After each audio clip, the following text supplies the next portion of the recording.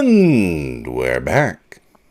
Welcome to No Direction, episode 224, the No Direction Network's Pathfinder News, Reviews, and Interviews podcast. I'm Ryan Costello. And I am Jefferson J. Thacker, also known as Param. And Param, you sound normal right now, but my goodness, did you not sound normal earlier? So I just want to point out, you are not feeling well, but you're not not feeling well. Right, I'm at about an 80% right now. Yeah, but I'm not saying degrees. I'm saying specifically, you don't have the pandemic disease. No. I do not have the bad bug. I just have a normal bug. But that is all anyone's talking about right now. And the reason that today's episode, we are talking about how to game when you are quarantined. Because just in case you're listening to this sometime in the future and you forgot, there is a pandemic going across the world and we shut the world down, essentially. People are being asked to stay in their homes, leave as little as possible, have very little human contact, which is, it feels like it should put a damper on your potential to then game at a tabletop with people. Fortunately, we live in the future, and the future is now. So we have all kinds of options that we are going to share with you in case you are really itching to game and just don't want to put yourself at risk, which is a legitimate concern. So here to help us go over our options, talk about the challenges, talking about making sure that you've got the equipment and everything you need to set up properly to play online with your friends. We have the regional venture captain of online play, known as Iron Helix Online. It's Mr. Jesse R. Davis. Hello, Jesse. Region appropriate greetings, everybody. We have No Direction board member, cast member of a variety of actual play podcasts, and Roll20 veteran, Vanessa Hoskins. Hello, Vanessa. Welcome back. Hi. Thanks for having me.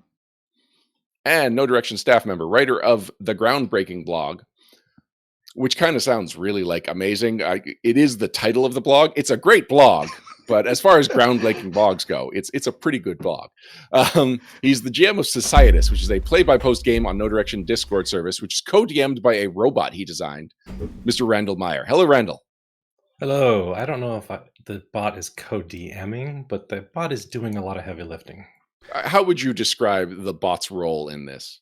It is doing exactly what I told it to. Are you the mechanic of online GMing then, with you and your drone? Perhaps. Your little AI assistant? Oh, okay. Yeah. So Are you the X-Wing pilot and it's your R2 unit? Yeah, but I'm more of a Pathfinder guy, so I'd say I'm more of a summoner. It's my Eidolon. There we go. Oh, so it doesn't work with second edition. No, it only works in Playing second on edition. second edition. Maybe that's what happened to the summoner.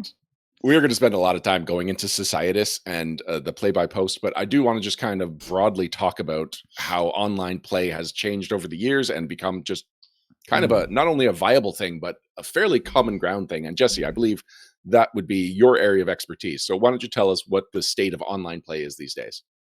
These days, it's always been pretty significant number of online players, but over the last, I'd say 6 years or so, it's really ramped up exponentially as both the technology has improved and as well as Paizo has begun to acknowledge it more and more and make it more of a legit region with people like me, venture officers and things like that. That's sort of helped bring it from what was a little bit of a Wild West state in the beginning a few years ago to what it is today, which is a little bit more organized and a little bit more standardized.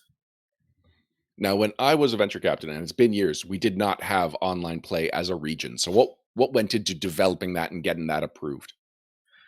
That was a long path, and it had a lot to do with a lot of people, a lot of them not me in the very beginning.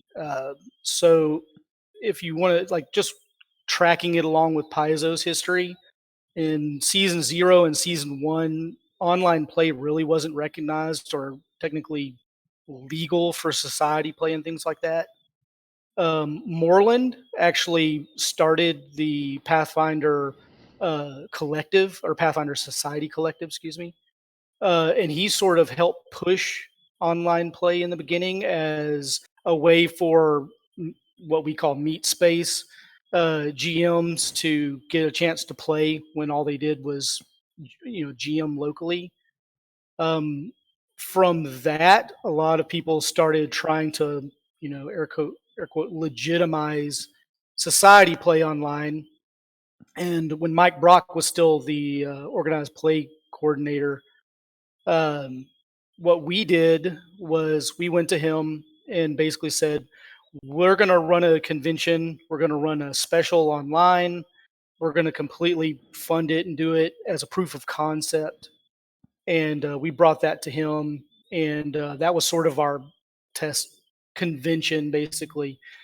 And when we were able to run that successfully, both in a virtual tabletop way, and we ran a game in a play-by-post format, brought both of those to Brock and said, this is doable. It's viable with the technology that we have. Can we legitimize this? And he felt that was a possibility at that point. He appointed a venture captain, which was Joe at the time. It wasn't me. And he picked 2 VLs, and I sort of played, Den Mom at that point, I guess, just trying to help them as much as I could. And from there, it's just kind of progressed. We were able to bring on some additional regions, or not regions, but venture officers to assist. Eventually, with Tanya, she saw how viable and how quickly the region was growing. So she made us from what was more or less a pseudo region to a full-fledged online region with me as the regional venture captain. In the beginning, it was Hillary Moon Murphy, who y'all have had on the show before, as the first play-by-post venture captain. And then the adventure card game came online with Tyler Beck as their venture captain. And James was our venture captain for VTT. And they picked their staff basically with venture officers. And it's just continued to grow for the last, I guess, 3 years now. The numbers have just probably doubled here every year almost. It's really been growing quite a bit. And what is it about online play that attracted to you, that you wanted to take on this role, this responsibility? Well, I've actually played online since probably the mid 90s in various formats. Yeah, I mean, back then it was bulletin boards and stuff like that. And it's just kind of progressed from then. Obviously, it's way better nowadays with the technology that we have. Virtual tabletops have become so powerful and so simple to use that pretty much anybody can use them. So it's brought a ton more people online. And I think when Roll20 really caught on and became a thing, that was like sort of a turning point. There were a lot of tools before that, like Fantasy Grounds and Map Tool and tools, virtual tabletops like that. That takes you back. Required a lot of technical support from the GM. People having to tweak their routers and stuff like that. So there was a lot of hurdles to jump over to get to a virtual tabletop in the beginning. But when Roll20 came along and was able to make it just a simple browser-based application that you could just send a link to someone with, I think that honestly was kind of the turning point. And it was that same period of time that Pathfinder Society was starting to really gel online. And I just think those two things just kind of coalesced. And you just began to see a demand for online games. So I just started trying to run games for people. And then we recruited a lot of people who ran just a ton of games, like Arthur Perkins and Brandon and people like that, who came on and began to run games, and it just started to grow and grow and grow, and more groups began to show up. So really it was just seeing that online demand, those people saying, hey, run a game for me, please. We're interested. That it was just, I saw the demand there and just sort of picked it up. I mean, it was as simple as that. Now, V, you had the same reaction as I did to hearing map tools being referenced. Did you think that online play was old enough that we could be nostalgic for something? I did not at first. And then Jesse mentioned Map Tool, and I thought, oh my gosh, I remember those days spending 20-30 minutes on the phone with somebody trying to configure Map Tool. And I'm like, well, what's your port number? Well, are you sure that's your IP address? It shouldn't have 5 numbers, right? Yeah. I remember when Yeah. Map Tool was a godsend, because when I got started in RPGs over here in like the boonies, it was really hard for high school aged Param to get together in the middle of Appalachia with no car and literal miles of mountains between me and my friends to, game regularly. So online was like the first place I went to try and resolve this, except for, like playing after school and at lunches, etc. And so, I started off with Web RPG, which was this Java-based website that honestly was very much ahead of its time, and it had like support for like built-in tokens, and it really built up this like really unique online community of like really early freelancers and game designers and game theorists and people talking about like the political ramifications of like the tropes in RPGs, like about 10 years before that stuff really caught on with the web worldwide. And it kind of really shaped me as a gamer. But the program was buggy as heck and would crash at a moment's notice. So much so that when OpenRPG came out a little bit later, I thought it was like, oh my gosh, we'll never use WebRPG again. And this other buggy as crap, barely functional, hacked together piece of software will take its place. And by the time Map Tools came around, I'm like, oh, we finally figured it out. It's completely polished. I never dreamed of something as easy as Roll20 back in the day, and now it's just so easy to get a game together compared to the struggles we had to do back then. Well, Randall, then now seems like a good time to talk to you a little bit about tools, because this is a little bit more than just if there's a will, there's a way. Like, people wanted to game, and gamers happen to be like the nerd stereotype's fairly accurate, and nerd is also fairly broadly applied. And so you've got these computer engineers, and you've got I don't know, robot scientists, whatever you do, that just like when you harness the full power of the gamosphere's like just tech potential, that's where suddenly we can go from not so long ago the idea of even PDFs was kind of foreign to us to now you've got a fully automated robot. Is robot even the right term? I like saying robot because it's a great word. Discord calls them bots, so you can call it a robot. It doesn't have a body, so yeah. Is that what the row stands for? I don't know. All right, I'm sticking to robot. Terminology. So row eggs. Never mind.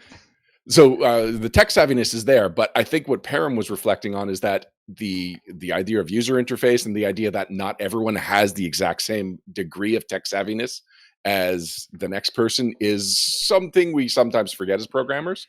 So what did you do to make your tool and other tools that you've designed before this so user-friendly?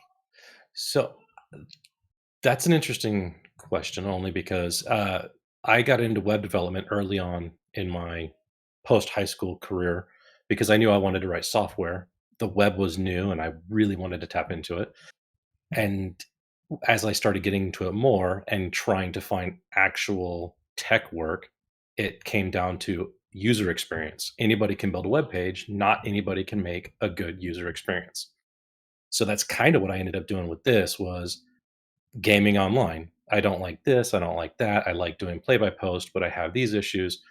So I just kind of instinctually brought that user experience forward into the next level of my future, I guess, and merged it with some code I'd already written and threw it on a Discord bot, and that's kind of how it started. So as someone that both saw it being made and gets to use it, when you were explaining it to me, I tried to sound dumb as little as possible. And mostly just had faith in you and just said yes. And then, you would go down to the garage and I would just see sparks coming through the PMs. And it's like, well, he's working on something. It's getting really big. And now to use it, it's like, I get how robust this thing is, but this practically feels like you've designed a video game for me and like a few other people at this table. So what's funny about that is you're only seeing a fraction of what it can do. It's built on a very large framework. Param has seen a fairly large percentage of what it can do. It's so ambitious. It's so awesome. So what happened was I started writing my own web-based Pathfinder playtest character generator.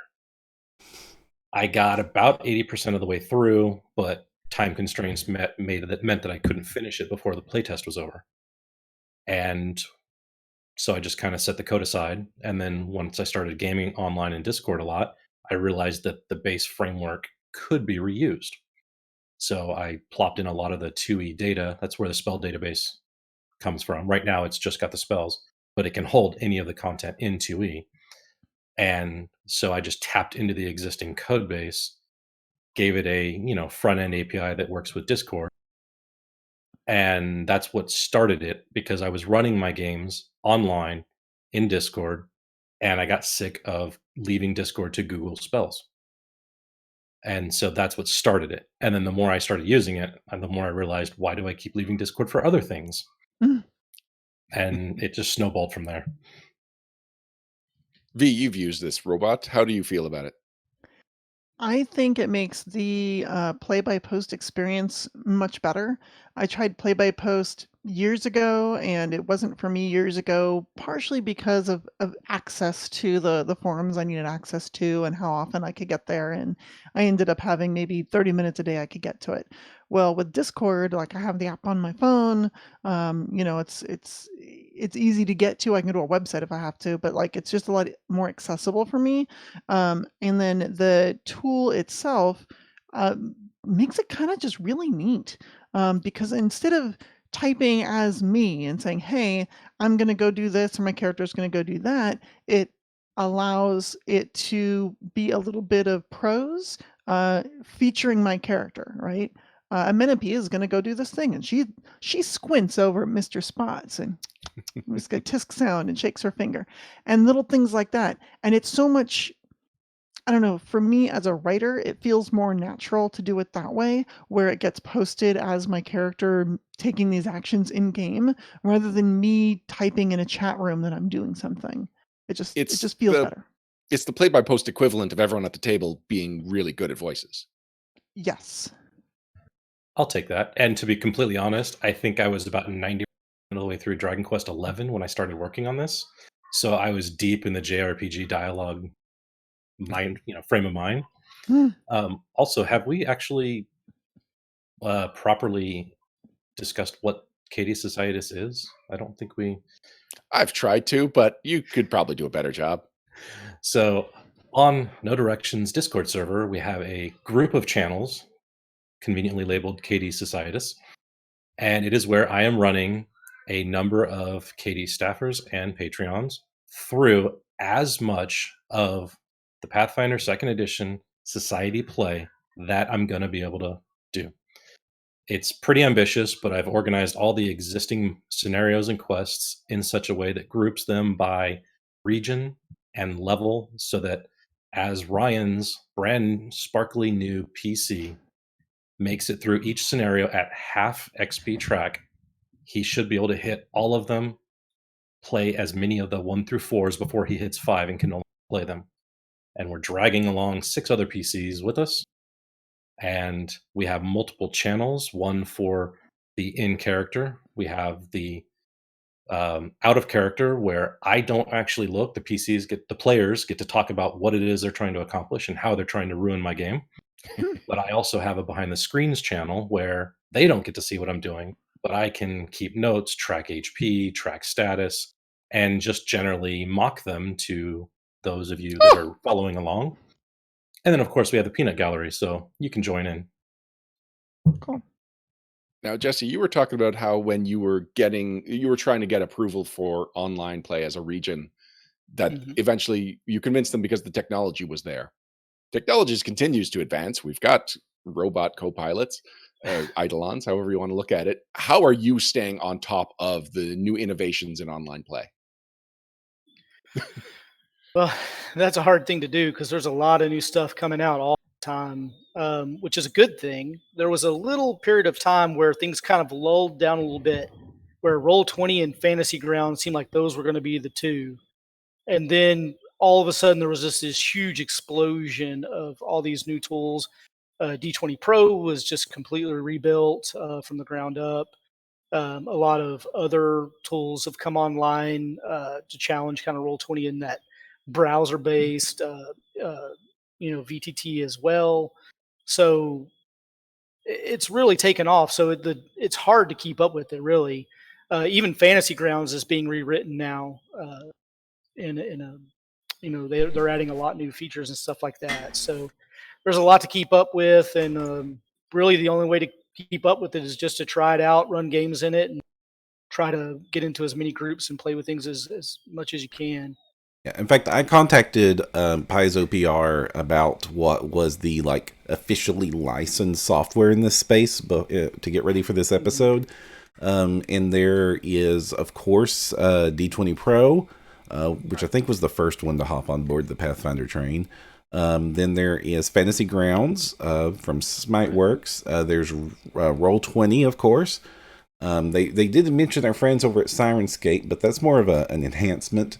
And then there's a new kid on the block called Astral, which is another browser-based one that I've got to play around. Probably the newer one. Yeah, I've got to play around with that one. Before we get too far in that, we should do full disclosure. Roll20 is a sponsor on Adventurous, which is the actual play podcast we do. They sponsor us by providing us the content to run War for the Crown, using the licensed content. Before we go too far into this conversation, we should point out we are going to try and remain unbiased, but we do have a working relationship with one of the virtual tabletops we'll be talking about. Right. And we also have a working relationship with Sirenscape as well. Yeah, same deal. Yeah. And the new kid on the block is Astral, which seems to be fairly impressive feature-wise. I got to screw around with it a little bit. I haven't really got to run a game on it because this episode sort of came together last minute as we kind of realized what we were dealing with. But it's got some really impressive features, so I definitely recommend people check it out. Like it has like live weather effects you can throw on the map and stuff, which is kind of cool. Yeah. And it has a free account, so you can try it out with a lot of the features. Mm-hmm. And then if you want more storage and stuff like that, you can get into paid tiers. I believe I saw somewhere that Astro was offering a free upgrade to Pro. Is that the right one? I thought I saw something about there are a number of places that during the pandemic they're offering free options. Yeah. I think Astral was one of them. Yeah, there are some that are offering temporary. Fantasy Grounds did discuss something like that. I don't know if they've actually done it or not, and a few others. So yeah, there's definitely some options there. But to be honest, even with the free accounts, you can do most of what you would need to do to run a game. Right now, Fantasy Grounds has a significant discount on their classic software. It doesn't look as nice, doesn't run as smoothly as the new Unity software, but it looks like the same more or less formatted interface, and it's dirt cheap. It's like under $10, and that I think started with this whole lockdown situation. Right. And to further what Jesse says is like Roll20 has been sort of my go-to for a very long time. I have not had a pro account, and I've been using it for years and years and years and haven't missed not having a pro account. Though definitely encourage people to support the things they use. I haven't really hurt too much by just relying on the free account. Now, when you say you've been using it, has that been as much as a player as a GM? I almost always GM. In fact, the only games I get to play in are Adventurous and Stellar. Yeah, you can do most of everything you want to do on the browser-based virtual tabletops with a free account. Mm-hmm. And if you're a player, for the most part, you won't ever really need to go into any of those paid tiers. As a GM, depending on what you're doing, you may need to or just desire to get some of those extra features. Usually they come down to, effects on the tabletop, fog of war kind of things where you can hide things on the board and that kind of stuff. But they're not, a necessity. You can literally just have a free account and run it just like you would run any game in a meat space game. With Fantasy Grounds, and D20 Pro and some of the thick clients where you actually have to download a client, install it, and run it locally. For GMs, you have to have a paid account. Most of those to join those games, either the GM has to have what's called an unlimited account, which allows anybody to join whether they paid or not, or everyone has to have a standard account, which allows them to join. So in that case, everyone would have to pay. Right. But in most cases, you can get away without really having to pay on the virtual tabletops that are web-based, which is one of the reasons that we recommend those for conventions, regional groups that are coming online during this time to play, so they don't have to, go deep out of pocket to move online and things like that. And it's just a lower barrier of entry all around when you can just send someone a link and just be done with it, and they can join and play. I was going to say, it's so much easier to get someone to join when you basically send them a link to the tabletop and you send them a link to the chat program of your choice and you're ready to play. And so even in, like you're saying, those online convention situations where you might need to add people at the last minute, it's really easy to just throw them right into the game. Exactly. Yep. Now, V, I know that you have a whole bunch of hacks for Roll20. I have it on good authority that number 4 will shock me. Can you go into at least one of your favorite ones right now? Maybe we'll spread them out throughout the conversation. Okay, sure. One of the things that I use is Roll20 has, and I'm sure a lot of the systems have these sorts of things, these attributes that you can give a specific character or all your characters. And by giving these attributes like a name like Fort and Ref and Will, you can then refer to these values in your macros. And what I end up doing is creating some generic macros for make a fortitude save, make a reflex save, make a will save. And then when I'm creating all my little tokens and characters, all I have to do is just pop in their save values, and they already have buttons and things to run. I don't have to reprogram it for every creature on the, in the game. And you have just like a generic like a suite of macros that you import to every game when you play? Mm-hmm. So there are 6 of them. I grab the 3 saving throws. I grab an initiative macro that also will put that character on the initiative tracker with their roll. I also have a basic melee and a basic ranged attack. I feel like for any of these games, they probably have all 6 of those. I like to run macro light, but I have totally stolen V's initiative macro. It just sort of depends. I think as a player, it's nice sometimes if you have your complex character and you have your dice and you want to roll it that way. Sure. I like to use digital dice when I'm GMing a game online, only because with these macros, I can go so much faster.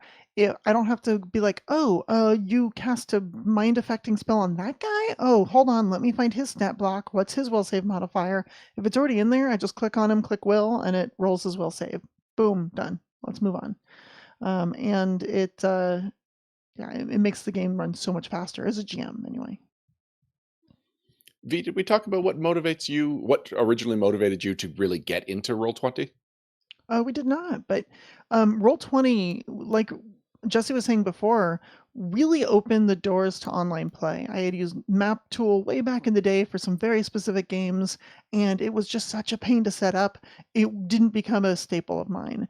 And I sort of was turned off on the whole idea of online play for a while until Roll20 came out, because it was so easy to just, hey, here's your link, click on it, you're in the game, done. Chat with the old school Google Hangouts was really easy. Same thing. Here's a link to Google Hangouts. You click it, you've joined. And that just made it really easy and very accessible. So back in the day, I would go to Gen Con and meet wonderful people who played in Pathfinder Society from all over the globe. And Roll20 was a way that I could keep playing games with them. Later, when I became a writer for Paizo and writing adventures, it became a great place to do playtests. Now I don't even, I can get a group of people that I know are going to be kind of hush-hush about the thing that I'm playtesting, and they don't have to live in my city. They can be from anywhere in the world. They can join. These are players that I know the mechanics of the system and can give me good feedback. I couldn't do that without an online system, so... And speaking of feedback, Param, we have quite a large live audience tonight. And if people are looking for any help with their online games, what can they do? Well, the thing to remember is that every episode of No Direction is recorded live in front of a Twitch audience. And if you want to comment, chat, or ask us any questions for either us or any of our guests during the show, just hop on to our twitch.tv/no direction. You can find the link on nodirectionpodcast.com anytime at 9 o'clock p.m. Eastern on Wednesdays when we record these things, and just chat your questions in the Twitch chat there. We will be gathering those up and answering them throughout the show. We really appreciate those questions, everybody. It helps, spur the conversation along.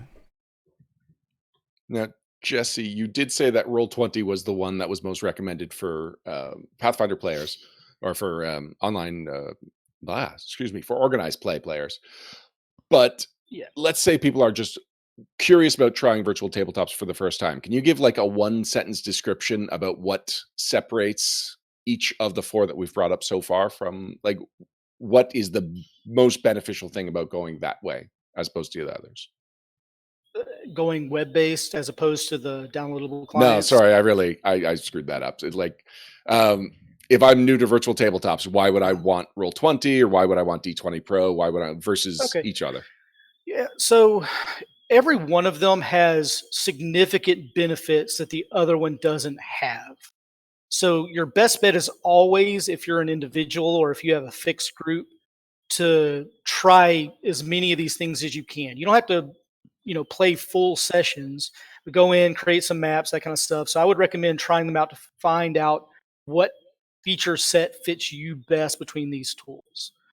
In general, just for easy recommendations, for an online group that is very fluid, like if your society play, where your players are different almost every session, your GMs are different every session. Roll20 is very easy from that perspective because, again, you don't need to do anything other than provide a web link to that session and people can join it. So it's very, very low barrier to entry. And Roll20 has a lot of really nice features. Like, I mentioned earlier, it has like a lot of automations, macros, things of that nature that you can streamline things. You can get as fancy or as simple as you want to be. You can literally just throw a map down on the virtual tabletop, throw some tokens on it and roll dice, and you're good to go. You don't have to get into all the fancy macros and character vaults and all that kind of stuff. You can just play it just like you would play in a store by throwing down a map, tokens, and go. If you have a more fixed group, like you're a group of people with the same GM, a fixed set of players that meet like on a regular basis, some of these other tools have a lot of features that are really nice. Fantasy Grounds has a lot of automations. It can handle conditions, and it can automate a lot of the things that you have to do at the table that you just can't do in Roll20. They also have, like, Fantasy Grounds, for example, has a much vaster catalog of Pathfinder and Starfinder material already in the marketplace there. So you can literally buy your Pathfinder 2nd edition or Starfinder specifically scenarios, adventure paths, and books and stuff like that, and have all of that built into the system for you. You don't have to do anything other than just reference that material that's built into the system. So it's very, very powerful for a fixed group. But the reason I say a fixed group is because with Fantasy Grounds, there is going to be some technical support usually involved. People are going to have to download things. They're going to have to install things. Sometimes things work. Sometimes they don't. Sometimes there's going to be some little fiddly bits. So it's better for a more fixed group. With D20 Pro, it's really pretty analogous with Fantasy Grounds. There may be a little feature here or a little feature there that you may like a little bit more, the way that works in that system. So with those two, I would just really suggest playing around with them and seeing which ones you like the best. But overall, honestly, the two go-tos that we usually recommend to people, just because they are the industry leaders in their class, is Roll20 and Fantasy Grounds. So if you want material and you want all that automation and you have a more fixed group, go with something like Fantasy Grounds. If you're a more fluid group, and you have a lot of change in your system and you need that low barrier of entry, definitely go with something like Roll20. Yeah. Maybe you can answer. Go ahead, Bro. To add to that, one of the advantages that Roll20 has, and so does Fantasy Grounds and D20 Pro, all three of those have built-in Pathfinder content through their partnership that you can purchase access to through various means. For instance, when we're running War for the Crown on Adventurous, D20 has hooked us up there with like all the content of that entire adventure path is preloaded in. It makes things much easier for Crystal as the GM to just pull that stuff in, all the handouts you're seeing. And that's something that several of the others have. The new one on the block, the Astral does not have that yet, but they're planning on adding that. As I said, they're the new kids on the block. They just got their license. D20 Pro, one of the big advantages it has is that it has a ton of cross compatibility with other character software and character creators and other support software.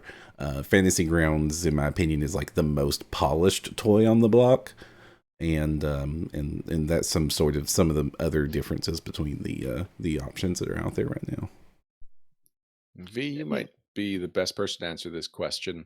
I have been playing on Roll20 for several years, and even though it's had audio and video capacity this whole time, I've used Google Hangouts, I've used Skype, I've used Discord, but I've never had a group that says like, yeah, let's just use the built-in ones.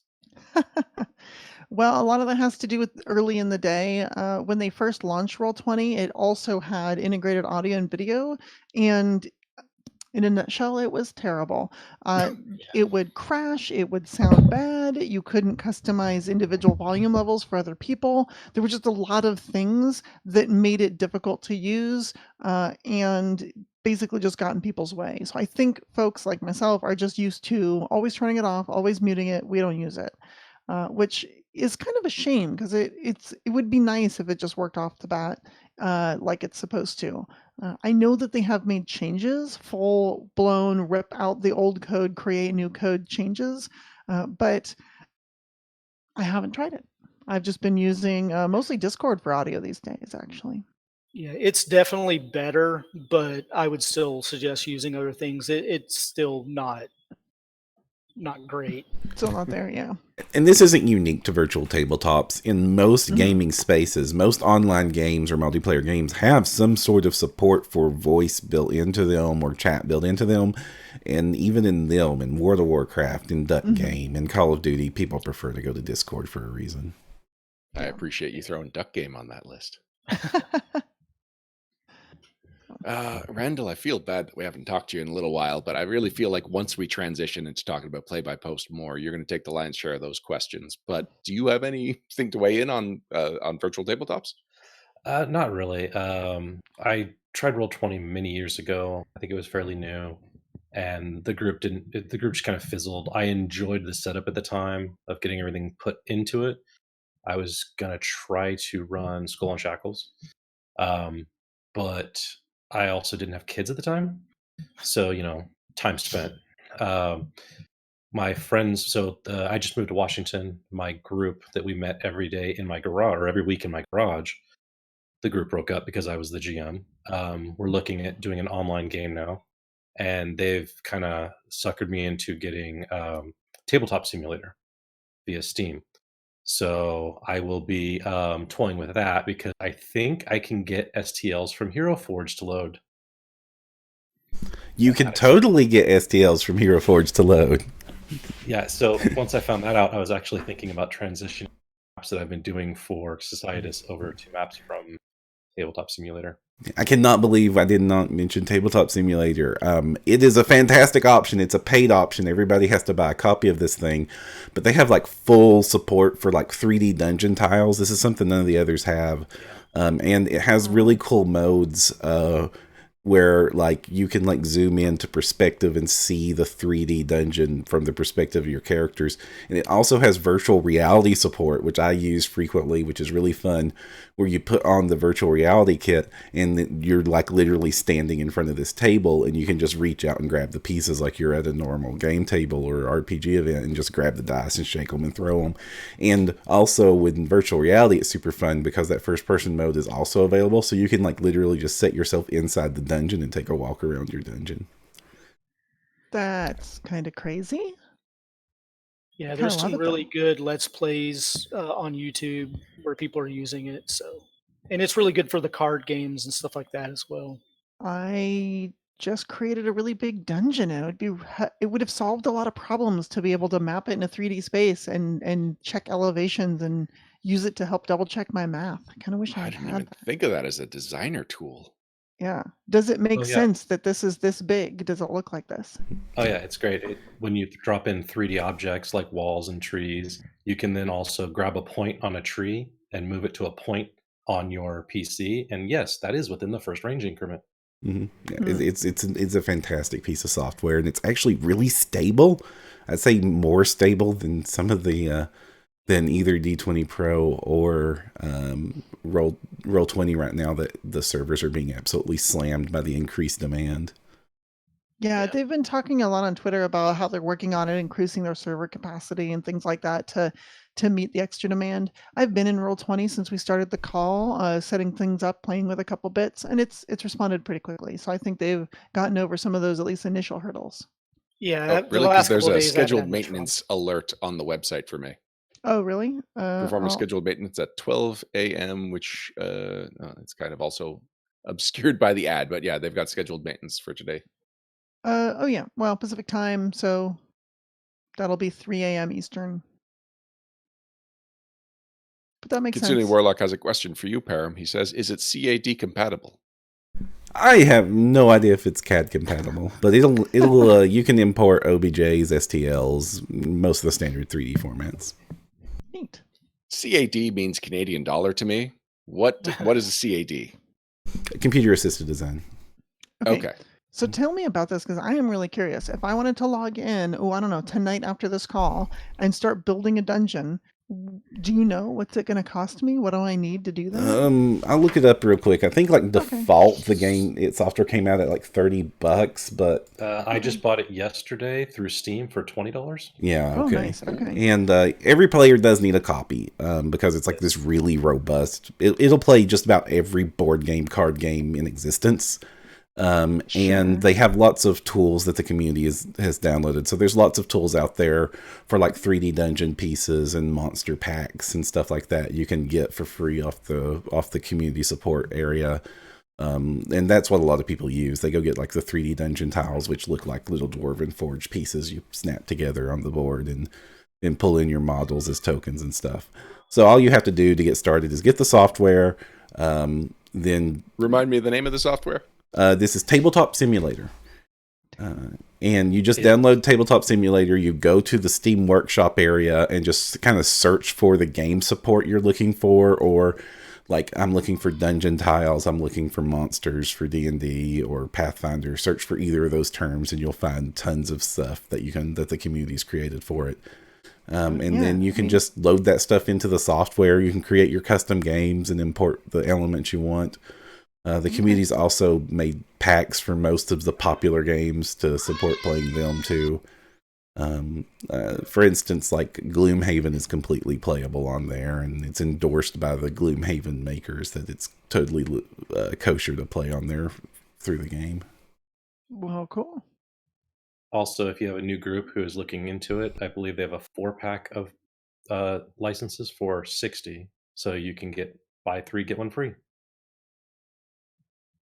Cool. Tabletop Simulator came up in an unrelated conversation with a friend earlier this week, so I think I'll be taking advantage of these great prices that you're bringing to my attention, Randall. Thank you. Yeah. I might pick it up just to build dungeons and things that I'm designing just to make sure that they make sense. Also, another avenue that Tabletop Simulator has sort of evolved that's been really surprising is it's a lot of space that indie board game and card game designers have jumped onto to prototype game designs that they're thinking about putting together. A lot of semi-pros and pros have prototyped a lot of games there. And it's a great piece of software if you're just wanting to do game design, just to make sure that your thing works without, having to go buy like literally hundreds of dollars worth of materials to craft it yourself. V, do you have another fun hack before we move on to PvP? The one thing I'd really like to show everyone, if I can, is Token Tool. So if you're playing in one of these simulators, you probably need tokens for your characters. And Token Tool is a free product by rptools.net. And I can throw a link in the chat. And it works really well, actually. So let me throw a link in there. I am going to share my screen, and if I can find y'all, here we are. Don't want to do screenception. So for those listening, I will try to describe as best I can what I'm looking at. So as I said, it's a free program. It's really lightweight and small, and it allows you to create a token just by dragging and dropping some graphics in there. And it will have right in the center of your sort of art area your token's border. And there's a bunch of ones to choose from. So for adventurous, I chose a nice looking red piece of rope because I thought that might be something that would appear on my character's costume. And I put in my adventurous character this horrible pencil drawing that I did. And Sorry, you can. V. Mhm. Param, this is supposed to be on the screen Oh. for Twitch, right? It is, but she I didn't. apologize. She shared the wrong screen. So Oh, Well, okay. you could have stopped. How about now? Is that better? yes, there we go. All right. It decided that I would rather show Discord, and it switched itself when I All right. clicked, because I swear Hopefully, I no clicked the right one. sensitive Anyway, information was just spread to the nope, internet. it was not. It was literally just our call. So, okay, token tool. So if you can view with us, you can see that I have my picture that I just drug in here, and I can drag it around to center, say, the character's face. I can zoom in and out with a scroll wheel and get as much or as little of the character as I want, and pick various backgrounds for them. And then in the upper right corner, you'll see a preview of what this thing's going to look like. And then you just save it, and it makes a little PNG file for your token that you can drag right on there. Transparency is completely supported, and creating a new token is just a matter of clicking and dragging one over and making sure it fits in the little window. That's it. That's all it takes. Yeah. Super Very cool. easy Now, to make I believe I've used the web-based version of this, but it looks like you've downloaded an app. Yeah, this I have the full app installed. this was part of the Map Tools suite. We talked about Map Tools back in the day. Correct. Yeah. It was, yeah, they had a really old Java version, and someone has come along and updated it. And so now there's, according to their website, over 150 overlays, including one of the things I just found while waiting here are card overlays. So I can make a card version of my character if I wanted to. That is cool. Which is pretty neat. That is really sweet. Yeah. So There is an online version that does more or less the same stuff called, I think it's Token Stamp. That works pretty well as well. So there's a couple cool things I can do on there. I'm looking forward to the Hero Forge token editor. Oh yeah, that's going to be really sweet when we get a hold of that. Also, some other fun things you can use to make cool art for your online characters are, any given games, really extensive like MMOs, character creators or character previews, like the WoW character panel or the EverQuest character creator, or a lot of software like that out there. You can even use Kingmaker's character editors in order to generate cool little art for your characters to capture as tokens. I know I used to use City of Heroes rather extensively for this before the game went offline, but it looks like some fans have brought it back online and for mods, which is really cool for really cool reasons. That has happened a couple times. Yeah. So, Randall, let's dive into play-by-post. What is it about the play-by-post format that really attracted you to it? I think it's a combination of, especially with time. I think it comes down to time constraints and the fact that I sit at my computer. With a play-by-post, you can dive in, check up, see where you're at, make your move, say your piece, throw a dagger at somebody, whatever, and then log off and go back to what you're doing. When a lot of people can't game locally, or they can only get together with society people because they just don't have a group that can get together reliably enough or long enough. Even my group, I mean, yeah, sure, in my 20s we would play for an entire weekend, but now that we all have kids, we're looking at 2.5, 3.5 hours on a Tuesday night. So just the play by post, it really attracted me because of convenience. But I really got into it when I started finding groups that would delve into the role playing aspect kind of off channel, or at least tangentially. Some groups will create channels for each PC so you can often do things, or if you're in a large party or group, you can have a channel for this corner of the room and that corner of the room. And it allows you to just, if me and V are online right now, we can role play for an hour and a half while everyone else isn't losing out on the plot. I'd And like to, so but right now we're in the middle of a show, so we have to. I know, I'm sorry. Okay, all right. Yeah, shoot. Have I So- missed any updates in the session 1 channel? No, we're good. So that's the big reason that I got drawn to it. And I tried a few forums, but forums are less, even though they're convenient, they're less convenient than a Discord. Mhm. And I found that the few forum games I joined were just kind of slowing or stalling or just never materialized. I found one that looked like it was going good, and it was so inconvenient for me to log into it through the multiple screens that their system required, that I actually wrote my own app that would kind of log in for me, screen scrape the forums, and bring it out. And Oh then my the gosh. game died, so I threw the app away. But Discord has saved me. Of course, you funny. just threw the app away. It was designed for a single purpose and no longer was used. Programmers. This is why the robots are going to revolt. But I do want to talk about something you mentioned, the immersive role-playing potential for this, because one of the things that most intrigued me, and I also, one part of my brain kind of rejected, was the idea that you could really get into a character's thoughts in a play-by-post that you couldn't do in Meat Space, because then you're just kind of soloing and everyone at the table has to sit and watch you do it. Whereas it's a lot more like at your own leisure in play-by-post, so you can indulge in what your character is thinking, what they're doing. And in most games, I don't even like knowing what the other PCs are thinking, because my character doesn't, and so I don't like having that meta knowledge. And yet in your game, I kind of challenged myself and just decided to make a character that is entirely based on his thoughts and what is going on in his head, because he is mute, he uses sign language, and no one in the party speaks sign language.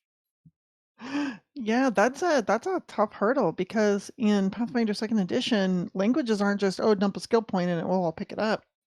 Like, it takes one of your resources, one of your very rare feats to get a new language. So it's gonna be interesting. Well, and I don't expect anyone to ever take sign language if it really doesn't line up with their character. This was something that I knew my character would be hampered with.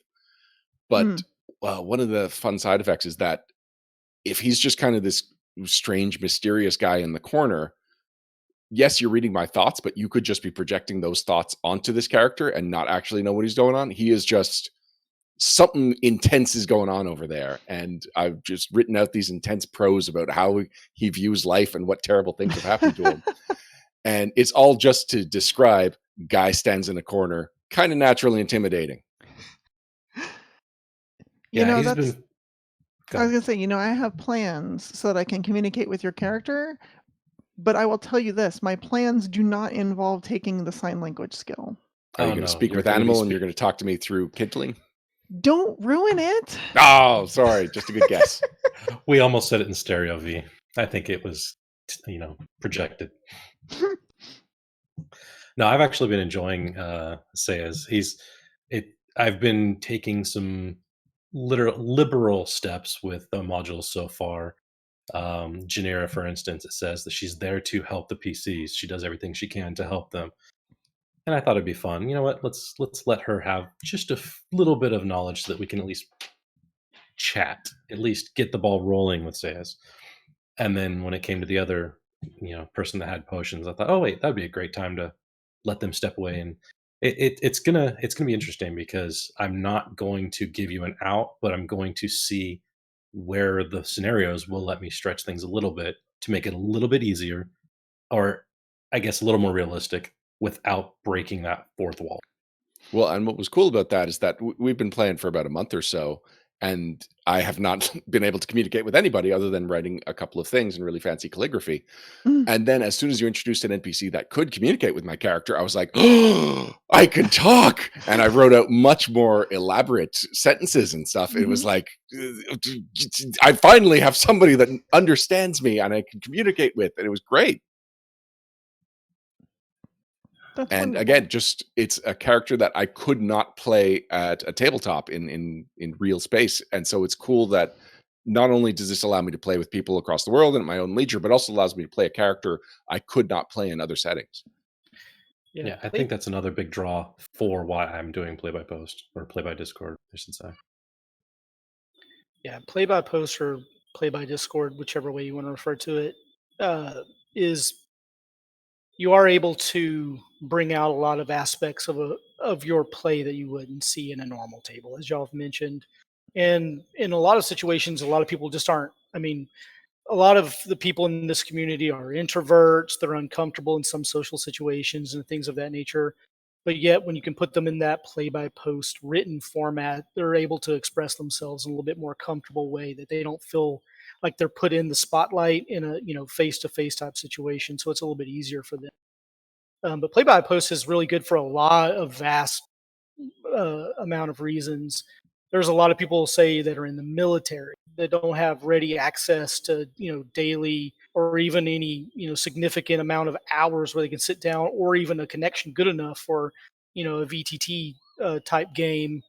So play by post gives them that option where they can pop in, do their thing, and then they can disappear for a little bit because that's what's required of them and still come back and be a functional part of that session. And not only is it good for the players, but it's also really good for GMs because in a real time game, there's a lot more pressure, especially if you're a brand new GM and you're not comfortable with the rules and you're not comfortable with dealing with the players. That play by post format gives you the opportunity to step away for a second without breaking the rhythm of the game, look up rules, think about what you're going to do, and feel a lot more comfortable in that GM position than you would in a real face-to-face game as well. So there's a lot of advantages to play by post, just beyond the role play or things like that. It's a good format for a lot of reasons. Yeah, I like that we've got a separate channel for planning versus for actual executing those plans. And so if you're just reading in the actual, like the play section, it feels so clean and smooth because we have rules conversations. We have like, hey, am I doing this right? And whatever. We had a big conversation about how handling animals works over multiple rounds, but we took it to a separate place. It was like it had a place for this. Whereas again, in a regular tabletop experience, you are distracting from the game to have these conversations. And just it being Exactly. compartmentalized makes it just feel like a smoother, more elegant way of having that kind of experience at the game. Right. Yeah, and that was one of the evolutions that I kind of took an extra step with this. So I've been playing through Discord, through Society games, and most of them are 1 or 2 channel games. You've got in character, not character, and that's it. I ran Fall of Plaguestone from start to finish through a 2 channel system, and that was my kind of that was my testing ground for how I wanted to run Societas. I didn't have the fancy bot, but I had Discord, and I spent that time developing all of the Google Sheets that I use in the background. So that's one thing we haven't discussed is all the back end stuff that I do there, just in raw Google Sheets and slides for maps. But with our game, it's nice having those other channels because yeah, I still try to drop a little bit of GM stuff, just simple, hey, no, you didn't get a result from this. Hey, what do you want me to do? But having the other channels is huge for keeping the main flow of the story in one place without the interruptions. And so Do you want to it's go just, into some of the other things that you were just talking about, the Google Docs and whatnot? yeah, I guess we can. So what actually started years ago when our group started playing, just our regular group. Once everyone started having computers, started tracking things online. My friends got sick of doing math, so they said, okay, this is all the loot we picked up in this adventure. Throw it all in a spreadsheet, throw its prices on there. And then it just evolved from there. So I have a Google sheet that has templates on templates on templates. There's a sheet for each PC that tracks their inventory, their wealth. And then I've got a sheet that tracks the stats for all the PCs and their companions. And then I've got a sheet that uses formulas from all of those so that I can do things like the random roller sheet. I pull up one tab of my spreadsheet. I go to a drop down and I select the skill. It goes and grabs the modifiers for all the PCs, adds a D20, does all the math, boom, right there. And for those of you that are not in the game, you'll notice I've been copying and pasting the results of that into the behind the screens just to kind of, okay, cool, here's the rolls, boom, copy, paste. Now I've got them in front of me. I don't have to go to the sheet to look at them again. My initiative tracker is probably a lot like V's, and that I basically just copy and paste the initiative numbers into it. It grabs all the PC's initiatives, and then I add in the bad guys and their initiatives. It automatically sorts by number, sorts by, bad guys first. It does all of the sorting that is appropriate and allows me to keep some notes there. So it's just lots of sheets on templates, on formulas, on functions. But it's years and years and years of gaming. Have we lost Randall? I was hearing. No, have we lost me? Sorry. I still see you. I still see Randall. Okay. You have lost Randall. Mm-hmm. Okay, I've got you all back. Okay. Mm-hmm. Okay. Jesse, as in your role as organized play coordinator, is anything that Randall's saying either inspiring you and being like, oh, that's cool, that might be the next evolution of this, or, waving a red flag about like, oh, this makes my job harder?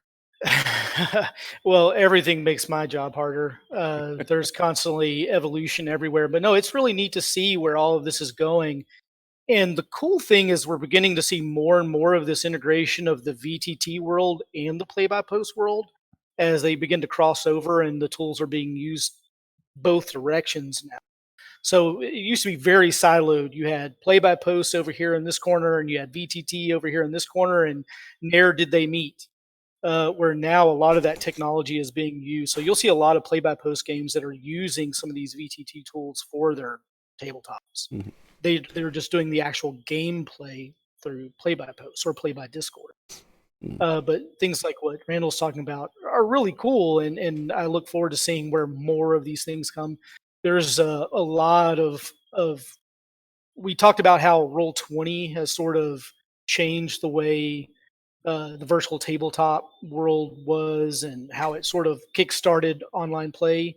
Well, Discord has kind of done that with this current round. There's so many tools that are being built around Discord now that are just making gameplay so much better. Whether they be bots that assist with, like we've discussed here, looking up rules or rolling dice, or the simple obvious things, but then there's all these cool little innovative things that people are developing here and there too with AI and other things.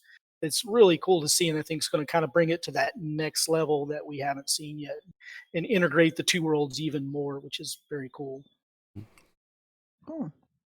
Now, Ryan, I don't have the outline in front of me, but I have to imagine that there's a lot of people that are used to playing in person right now that are having to play online for the first time that are going to need some guidance on how to pull that off.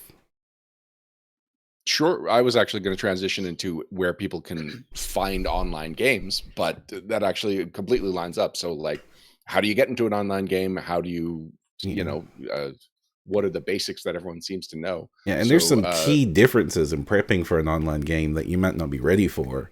Like, in all honesty, for me, prepping for an online game takes a little bit more work than prepping for an offline game, because not only do I have to read the adventure and have my minis ready and all that jazz, but then I've got to port that stuff into my software of choice. I've got to get my tokens ready in advance. This is a lot harder to do on the fly than it is for me to do in person.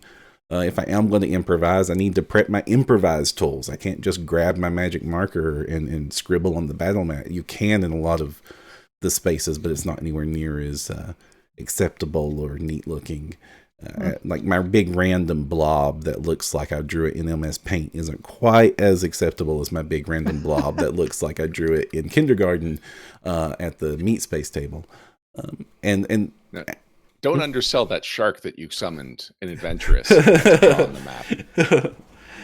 Yeah, so there is a little bit of prep work. You do want to learn your software in advance. You do want to look and see, just like look up a few tutorials on how to use it, and definitely go if you're playing like anything official, like the official adventures or the official society games. There's almost guaranteed to be some sort of online support, in the what is that thing I keep forgetting the name of, the really cool database of shared PFS prep stuff. PFS prep. Yes. Yeah. Yes. So you don't have. There's a lot to unpack there. So it's actually very simple to get started in a lot of ways, especially if you go with some. Okay, let me back up a little bit. So Paizo has agreements with Fantasy Grounds and Roll20 and such, and a lot of the new material is already built out in those VTT. So if you're playing any of the official material, you can literally. They actually have for Fantasy Grounds and Roll20. I'm not sure about D20 Pro, but those two for sure. You can actually link those to your Paizo accounts, and it will sync up. And if Fantasy Grounds or Roll20 has that scenario, it will automatically give you if you don't own it on Fantasy Grounds or Roll20, it will give you a very deep discount to buy it there. Or if you've bought it on Roll20 or Fantasy Grounds, you'll get the PDF for free on Paizo.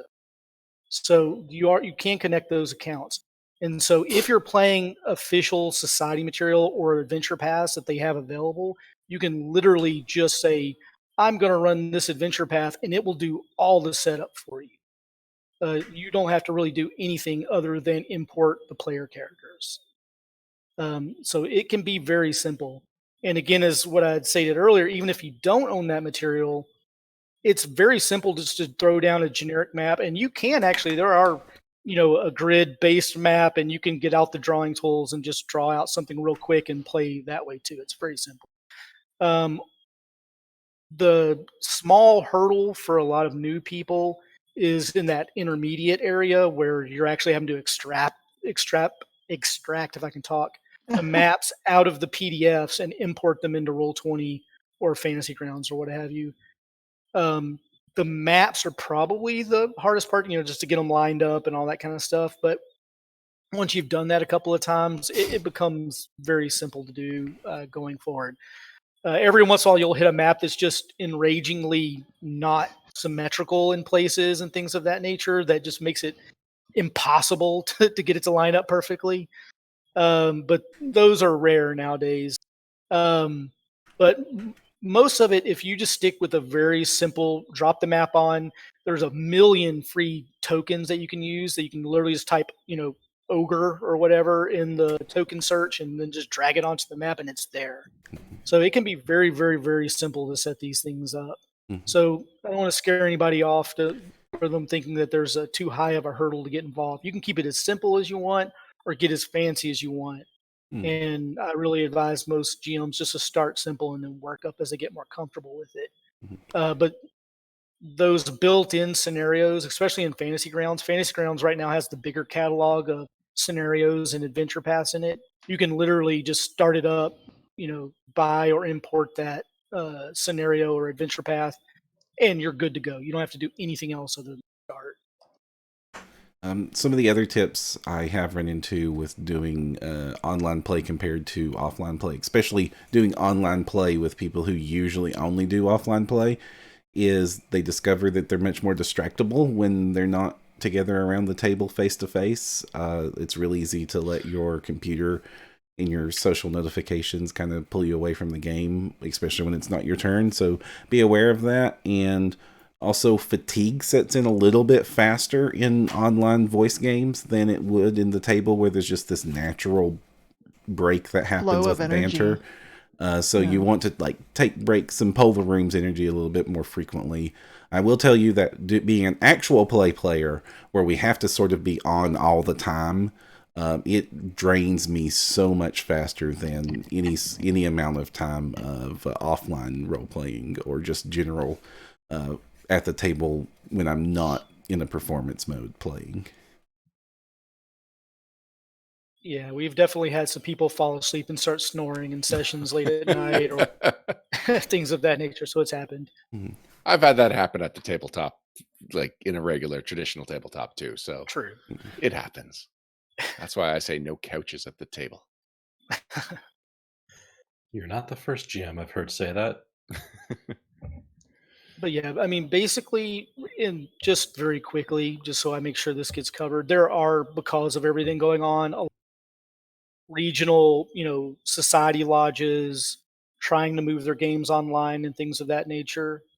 Um, for people like that, or even conventions, there's a lot of conventions that were meat space conventions that are going to be moving their conventions to an online space just so they can continue to have them. Those are occurring as well.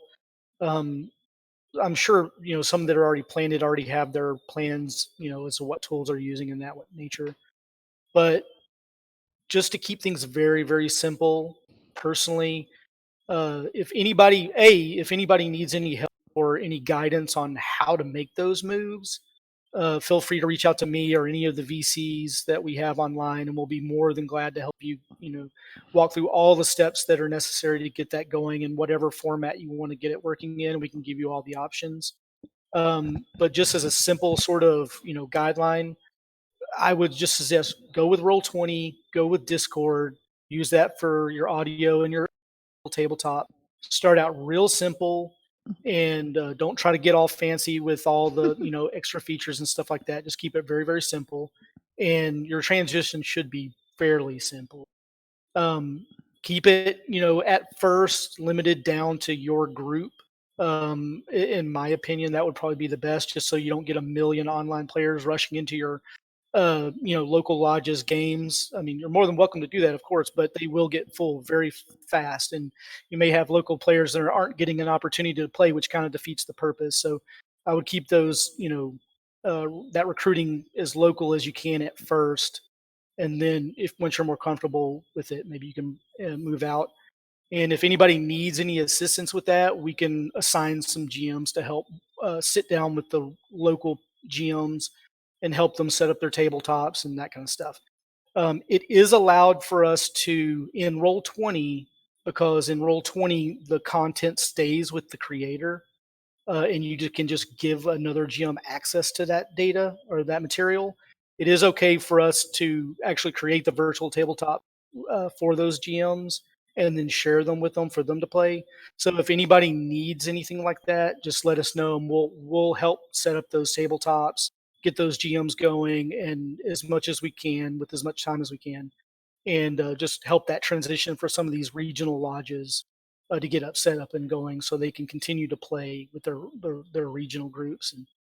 And society leadership has said that all the same things will apply. RSP, the regional support programs, will still apply if you move your games online.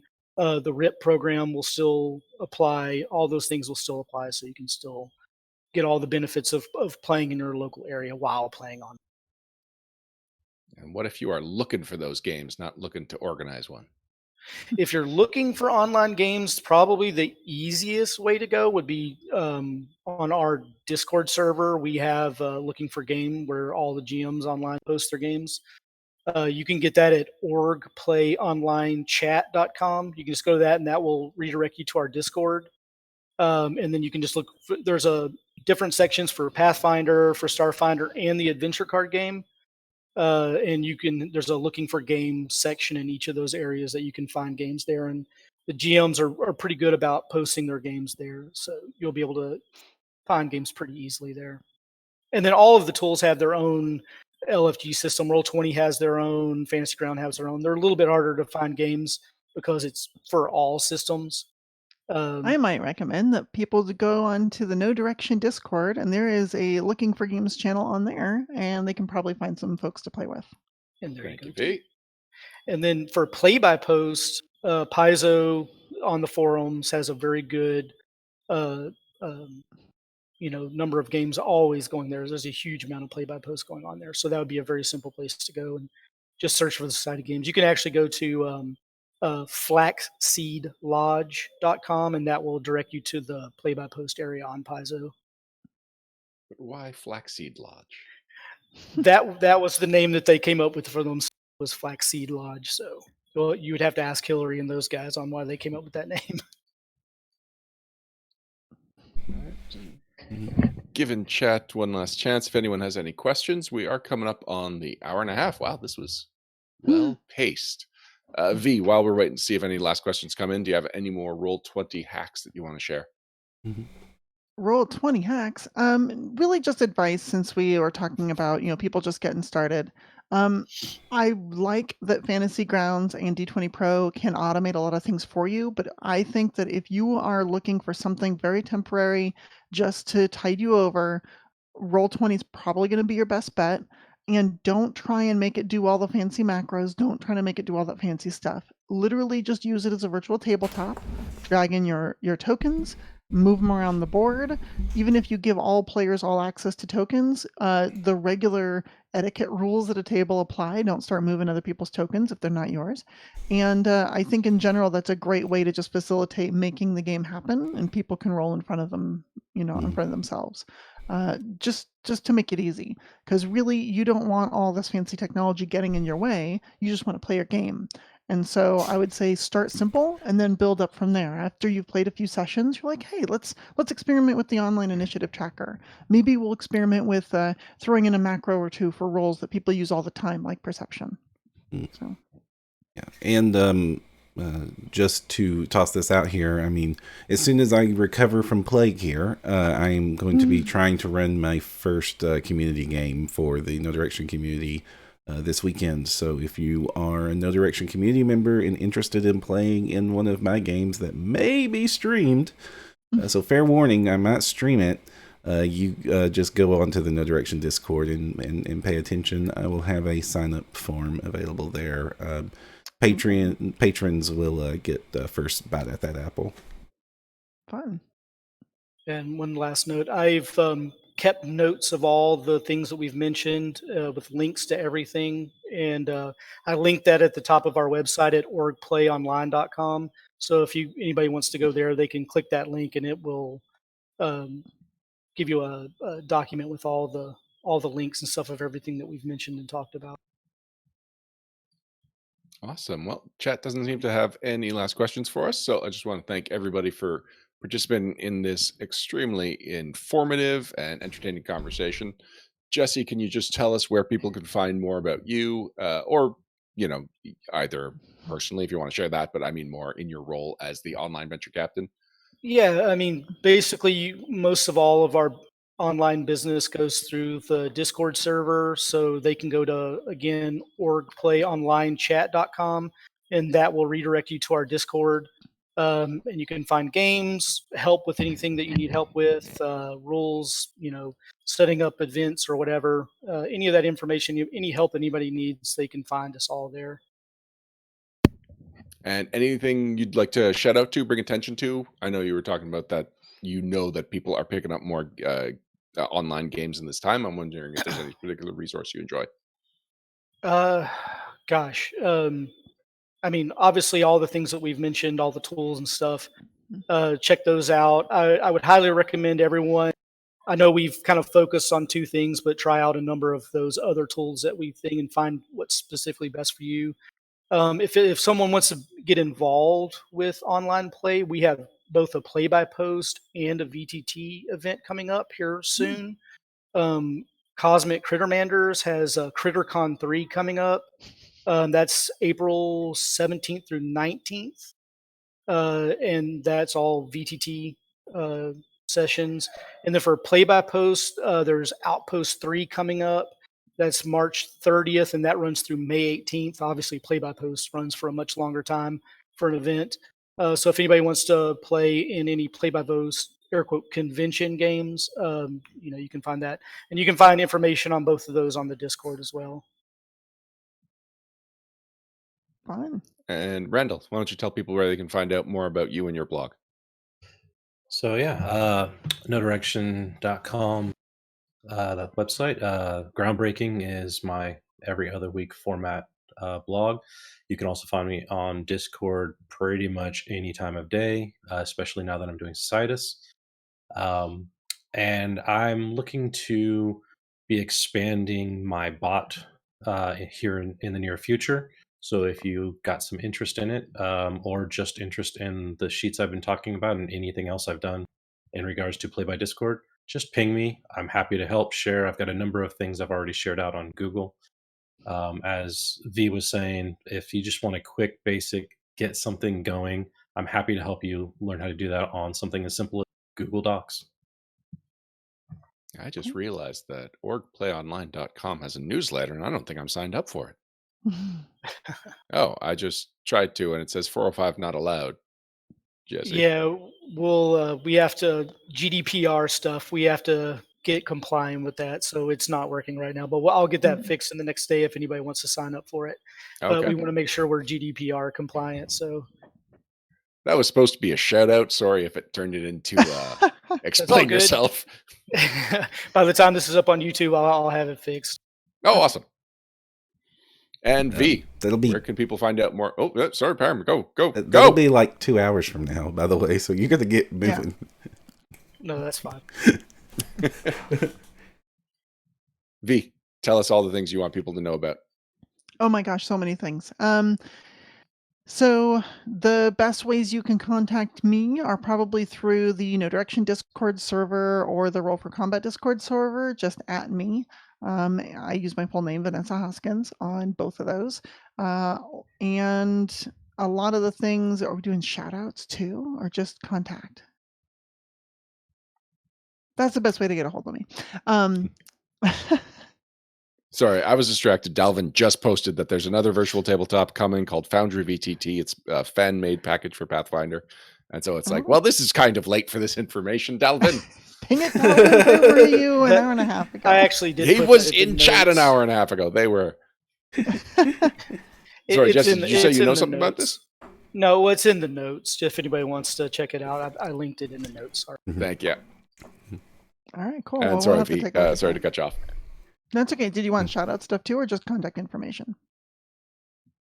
Shout out stuff too. You're involved in enough projects. People should know about them. If you want to while away the hours locked in isolation listening to other people play role-playing games, I am involved in a number of actual play podcasts, which I thoroughly enjoy. 2 of them here on the network. I have recently started guest starring on No Direction's Adventurous, filling in for Kathy while she's in self-isolation and unable to attend the games, and that has been a whole heck of a lot of fun, so thank you. I'm also the GM and producer of the stellar actual play podcast here in No Direction that has been on a bit of a hiatus, but should be coming back soon. And then I'm also involved in a couple different actual play podcasts over at our friends at Roll for Combat. I am in their 3-ring adventure actual play where we are playing Pathfinder 2 through the Extinction Curse adventure path.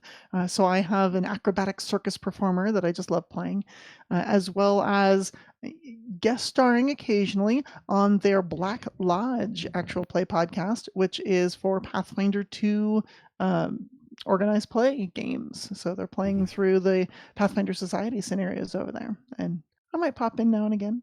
I understand some congratulations are in order for our friends over at Roll for Combat. They became an officially licensed podcast. They did, yes. We are official, and we are so excited about it. I don't know all of what that's going to mean, but I'm hoping it means I get swashbuckler rules early because I still have playtest rules I'm using. I'm just saying. And Roll for Combat is one of our official lodges, so you can get the OSP playing over there as well. Fantastic. Wonderful. That's something we should look into, also becoming an official lodge. Yeah. Talk to Randall about it. I'm appointing him in charge of that. All right. I was trying to avoid notice there. Good news, Randall. More responsibility. In chat, McFadson's asking, how is the Swashbuckler? Anyway, I will say that the playtest version is a whole heck of a lot of fun to play. I have my critiques, and so I am holding final judgment for when the final version comes out, but I'm sure it'll be something playable and wonderful and enjoyable, because I love swashbucklers. Yeah, so Roll for Combat is also going to be the top story when we move on to the news. Are we ready to move this? Yes, we can go ahead and move on to the news. All right. Thank you once again to our guests. We'll be right back with the news. Thanks. Pathfinder news. Pathfinder news. Pathfinder news. Pathfinder news. Am I staying? That's up to Barum. Sure. Cool, I'm gonna Yes, stay. Just stay. Okay, all right. Okay. And that totally, hold on, let me fix it.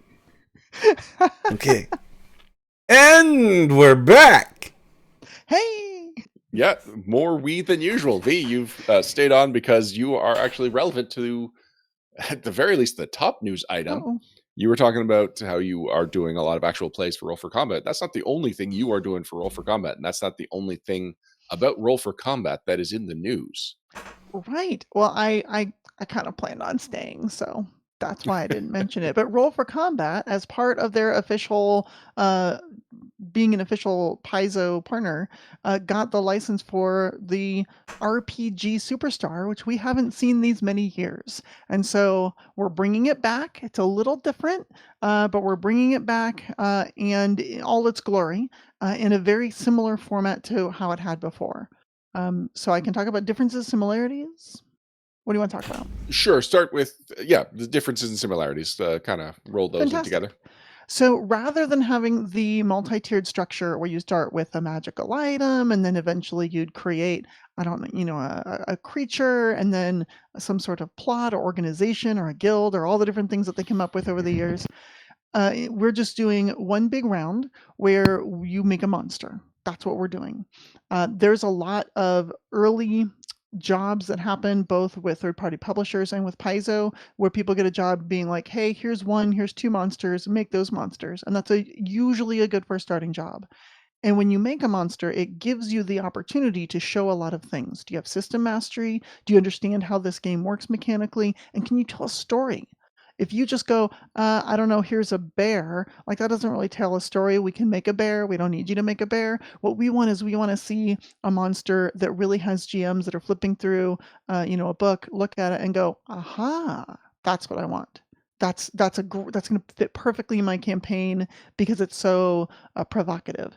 It really helps convey a theme or something else like that. So it's going to be really interesting to just sort of hyper focus on monsters as a starting off point. So that's one of the differences. The other big difference is that the old RPG Superstar from years ago would give the final winner, one whole person, the promise of, hey, guess what? You get to write a module or some sort of adventure. Later, it turned into an adventure, which was often a society adventure. Great. Isn't that wonderful? Except it was kind of frustrating because you're like, hey, I won, and you get this cool title. And the title was honestly the best part about it. We've flipped things a bit. The title is still awesome. You still want to win. But rather than having one winner, we have over 100 winners at various tiers. And every single one of those people who wins, whether you're number 1, congratulations, or you're number like 99, and we're like, well, golf clap. It was still a cool monster. You still won. You're going to have your monster published in a book, the Battle Zoo Bestiary, and it will be published. You'll have custom art of your monster. We're going to give you a t-shirt with your monster on it, so you can be like, hey, this is my monster. I made this. It comes with a bunch of stuff. So it's a pretty big contest. As I said, we're changing it up quite a bit, but I think people are going to be excited. I like that. I was just noticed that Owen's got a blog post up there, Owen Casey Stevens, about making an awesome monster. Like this website is impressive. It goes into a lot of detail. It makes everything very clear. It's very visual. Yeah. I just enjoyed exploring it when it went from the preview site to a full-on website. Yeah. I mean, the whole time that Steven's been working on this, he's been super excited and he's been doing a great job with it. And like a ton of the KD crew is on board helping with this. I mean, obviously, V, you're being the lead developer for the book. Owen is being the head judge involved in here. Luis, Alex, and myself are also judges, along with Patrick Renee. So it's it's definitely Roll for Combat's baby, but there's a big KD fingerprint on it. Which actually, it's such a big fingerprint. We should point out we are not actually officially associated with as a network, and No. so if network members that qualify do enter, they are perfectly allowed to. And it is actually. Can you go into how there won't be any bias in the judging there, V? Fantastic, yes. So the judging is hasn't started, but you can submit monsters. So if you have an idea and want to create it, you can submit it today. In fact, earlier during this very podcast, maybe I created a monster submission just to test the system and make sure it is in fact opening and taking monsters. And it is, as of 2 days ago. And you can submit monsters all the way through June 12th. Now here's what happens. All those monsters go into a big pool. We don't know who, we, the judges, won't know who submitted what monster. All we're going to see is just the monster, and we're going to make comments blindly with nothing else but your submission. We don't know who did it, etc. And in fact, if you put something that is that identifies you, any personal identifying information. So if I created like the Vanessa Raptor, right? And it has the Huskinator charge as its power, that would disqualify you from the contest, because now you're giving personal information about yourself and being like, oh, you're trying to get us to know who you are, so I'll vote for you. Disqualified. So you can't put any of that information in there. That's one. And it's completely blinded. Now the judges are going to go through and we're going to take a look at them, and we're essentially going to grab the top creme de la creme of creatures and then put those out for public judging. And then, just like RPG Superstar of yore, the public will get to judge and decide, hey, which is the one that you think is the best of all these monsters? And that one will go to the surface, and hey, that's number one. But nothing is public about who created your monster until we're done, essentially. Also, something I didn't notice the first time I was reading the site is that 2 entries per person are allowed. I did 2 not entries per realize you were person. allowed to submit a second monster. Yeah. A lot of time people I know, I assume this is the reason. Back during the RPG Superstar days, I submitted all the time and never got anywhere, if that tells you something. But I'm not good at items, actually. That's one of my weaknesses. But you have 1 or 2 different ideas, and you're like, well, do I do this one or this one? Well, now we let you sort of narrow it down to 2. And so does that mean somebody could be the grand prize winner and one of the gold winners? Or sorry, platinum prize winners? You ask a good question. I try to ask only good questions. I don't know the answer to that question. Me neither. Offhand. Wow, okay. So somebody make a note. Can someone win more than once? And get 2 t-shirts out of the deal? That sounds like a good question. Yeah, I don't know. I know that if somehow you say create multiple accounts and anyone found submitting more than 2 entries will be disqualified on all of their submissions. So we are looking for that. So don't do it. But I don't know. Can someone win twice? I mean, if they make the 2 best monsters in the whole contest, it feels like they deserve to win twice. They were allowed to submit twice. Anyway, let's not linger on this, because unless you happen to Google it and find the answer, I'm looking at the rules right now. There's a lot of them I don't necessarily know offhand. In hidden chat, they're talking about some of the requirements. Kitsune Warlock brings up an important point. You are not allowed to enter if you have design credits in 3 or more Paizo official products, for example. Yeah, that's why I'm out of the pool. Or if you have cover credit on an RPG hardback anywhere. So if you're like, oh, I don't write for Pathfinder, but I write for this other RPG and I got cover credit, it's fine. You're not starting your career out. We're looking for people that are really looking to get a leg up and sort of get their foot in the door. And I bet there's a bunch of you out there. So please submit because this is your big opportunity. And and it is a not just very to get a cool PlayStation. opportunity. I'm looking forward to getting this book and, of course, just following the contest along. We have a long history of supporting RPG Superstar, mostly because we really enjoyed RPG Superstar. And so we liked talking about it. We liked figuring out what was going to happen in it. Yeah, And it's nerd sports. sure. Yeah, all right. How did you both get involved in RPG Superstar, by the way? Steven poked me about it months ago. All right. Similar. Yeah. He and I, obviously, because I'm on some of his actual play podcasts, have been chatting quite a bit about various things. And when it came up, he said, "Hey, do you want to help me out with this thing?" And I said, "Sure." And then before I knew it, he says, "Hey, do you want to take like a leadership role in it?" And I said, "Sure." And he said, "Well, do you want to develop the book that we're going to make at the end?" And I said, "That's a lot of work, but sure." So, Well, congratulations to you both, and good luck to everyone that's entering. Mhm. Like I said, I am looking forward to seeing how this plays out. I think it's going to be Also, pretty cool. The timing worked out really well. Like, of all the things that coronavirus has screwed up, anyone that was planning on entering RPG Superstar, they were just given a gift. Mm. That's right. If you're stuck working from home, or waiting for the virus to clear so you can leave your house, now is the time to sit around and start dreaming up monsters and submit your best too. So Yeah, you can memorize Owen's blog post by the end of this. Mm. Maybe I will. And honestly, if you're going to enter this thing, you really should go pay very close attention to Owen's blog post. Very few people know as much good advice about making things for games as Owen. Mhm. Actually, just one anecdote from past RPG Superstars. There was one item that was submit where it was just like a bunch of underscores, hat or ring or whatever it was. And that's because it was taken from someone's home game. Mm. And the character who had it was the person's username on the Paizo forums. And so they didn't want to give away that it was them. And so they just did the blank hat. And that's where the rule for you are not allowed to have any identifying marks in the name came from. Interesting. Next bit of news, it's Pathfinder Society related. We've got a couple of them, Param. Do you want to just take over here? What's happening with Pathfinder Society?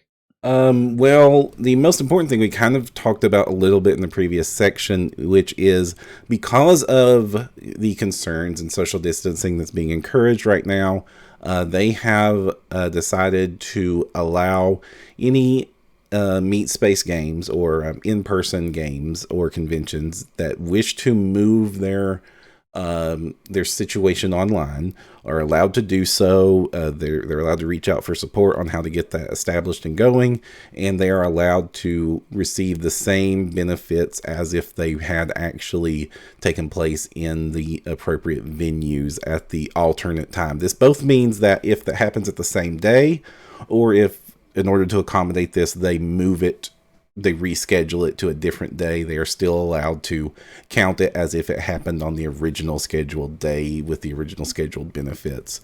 You're not allowed to double dip, so if you are claiming the benefits of playing in the physical space, you can't claim the online equivalent benefits that do exist for people that do online games. So for those of you interested in playing online and for the first time or now being attention to it now that this is, of course, putting some more spotlight on it, it's worth going and looking at what those benefits are for online games in case you want to schedule, online events independent of this or in the future. But for those of you who have, like, say, retail support that you were anticipating using or wanting to support your local stores during this event, you are allowed to do so for these events if they move online, and that includes shopping online through your favorite store or buying something at the store that day and then playing in the game later if that's something that's feasible and safe for you. Those are also options, and those will count towards the benefits that you would have for Pathfinder Society as if you played at that store or that convention. I am impressed with how quickly this came out. I know that there's a lot of bureaucracy involved in making changes to Pathfinder Society because of just how all-encompassing they are. So for this to have come out so soon after it became clear that there was a need for this, that's impressive. Yeah. Yeah, I'm really glad that they were able to jump on the ball and get these rules put out there, to make accommodations for folks. I think that definitely shows how much society has grown because like you said before, rules would come out very cumbersomely. Like, judgments on certain things would be very cumbersome and take maybe months to find out, hey, well, what are we going to do about this?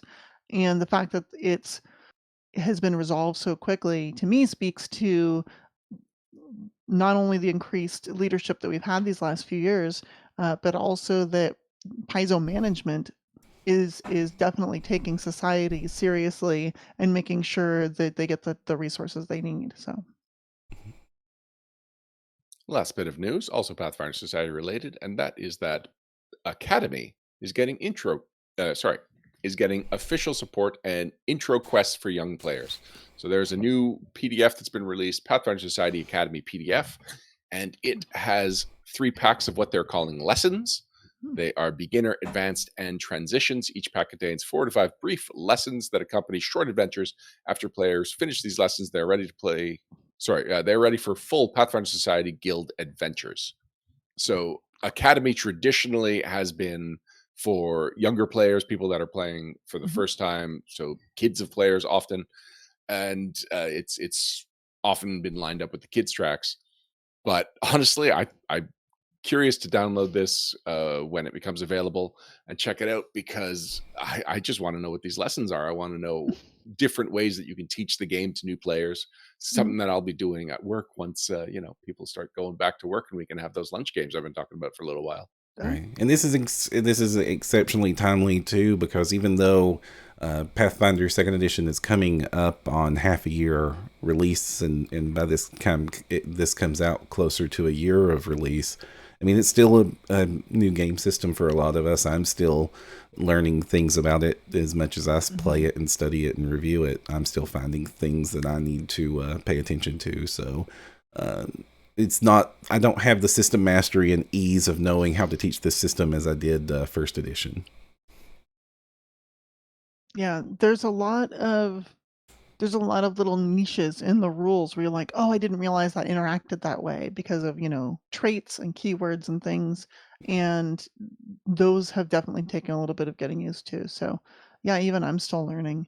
But I think having a product out there to teach everyone is fantastic. I know they've basically been alpha/beta testing it for the last several years at Gen Con with their kids track. And so it's good to see it's finally come to fruition in public release. That's all the news that I have on my list here. V, Param, did you have anything that we've missed? I don't think so. Something RPG Superstar. Wait, we talked about that. Sure, you should totally listen to this newest episodes of Adventurous because we get really wacky. Yeah, that will be going up on Monday if all goes according to plans. Fantastic. It's a real good one. It was fun. It was so fun to play with you, V. I know. And you get probably at least one more session, and then hopefully everything will clear up and you'll get Kathy back. My plan is just to suicide my character as soon as it sounds like she's no. No, I won't do that. She's way too cool to do that with. Yeah, Crystal will kill you first. She hasn't killed any of us yet. Not for lack of trying. She stabbed us with baby spider girls. Oh gosh, that was creepy. Yeah, it was great. I've been stabbed a lot in this campaign.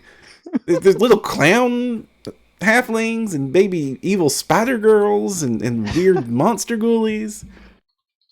Well, my character is specifically designed to do the stabbing and not to get stabbed, so I should be okay. Sorry, I've just been somebody contacted me about the news story we were just saying, and I was yeah, that is first edition FYI is what he says.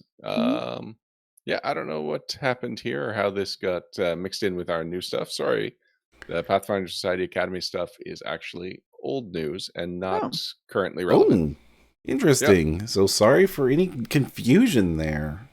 Yeah. What? Oh, I got really excited too.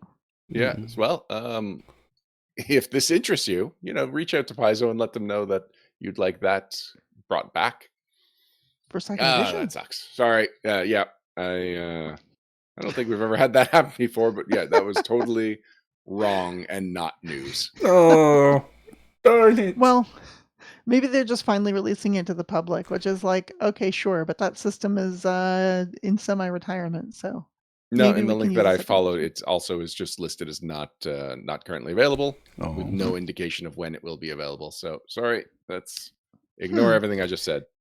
Are you sure that's not a bad link? Okay, well, anyway.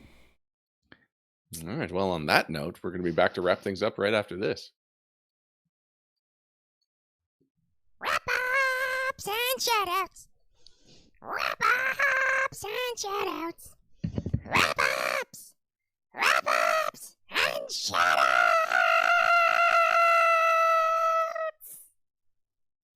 And we're back. Thank you for joining us for episode 224 of No Direction, the No Direction Network's Pathfinder News, Reviews, and Interviews podcast. Before we go, there's always a couple of things of interest to us that we think will be of interest to you, and so we like to wrap up the shows with some shoutouts. Param, lately I have been shouting out to the next podcast alphabetically in my podcatcher. The next 4 of them, though, I am not... they're not a go-to podcast for me for a variety of reasons, so I'm just going to kind of bunch them together one after another. First one is Cosmic Crit, which is a Starfinder actual play podcast that I have subscribed to but have not listened to an episode yet. So, if that interests you to follow me along with this Cosmic Crit journey, then Cosmic Crit. I have no opinions on it yet.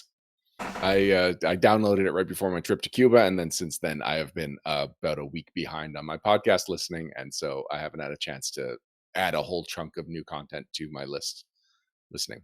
Next up is Creative Guts, which is a show that I've listened to only a couple of episodes on. One of them had Robert Brooks on, and that was the reason that I subscribed to it. And it was a delightful interview. It was really fun. It was about the creative process, and I enjoyed it. I enjoyed it enough that I subscribed to it afterwards. But since then, I've downloaded several of its episodes, and anytime that I get through my whole rotation and it's coming up on the next week's rotation, it tends to be the one that if I didn't get to it, it gets bumped down. So I like it enough. Creative Guts is something that you should at least check out the Robert Brooks episode. He does talk about some Pathfinder writing that he did and about Athera. So if you're a Robert Brooks fan, that was definitely a very good interview, and you might want to check it out. Next up, we've got Dice Geeks, which I have been listening to fairly regularly since I made an appearance on it, but that appearance was not so long ago that I feel like I've already talked about Dice Geeks a fair amount recently. But just to remind you, dicegeeks.com started doing an interview series with people that are in or related to the role-playing industry. So one of the first episodes, they talked to Harryhausen's apprentice, Ray Harryhausen, the famed stop-motion animator. Very cool episode, very surprising. They've talked to extras in Star Trek and Star Wars movies. They've talked to me and Owen Casey Stevens from the network. So they cast a wide net of the type of creators, but it tends to be people that you could probably get something out of as an RPG fan. So usually with a little bit of a bend towards GMs or people that are creating content for RPGs. Mm-hmm. And finally, the last one is called Drawn, which is it was a short series of podcasts about the animation industry, about the history of animation. Fascinating, really fun, really well produced, really good.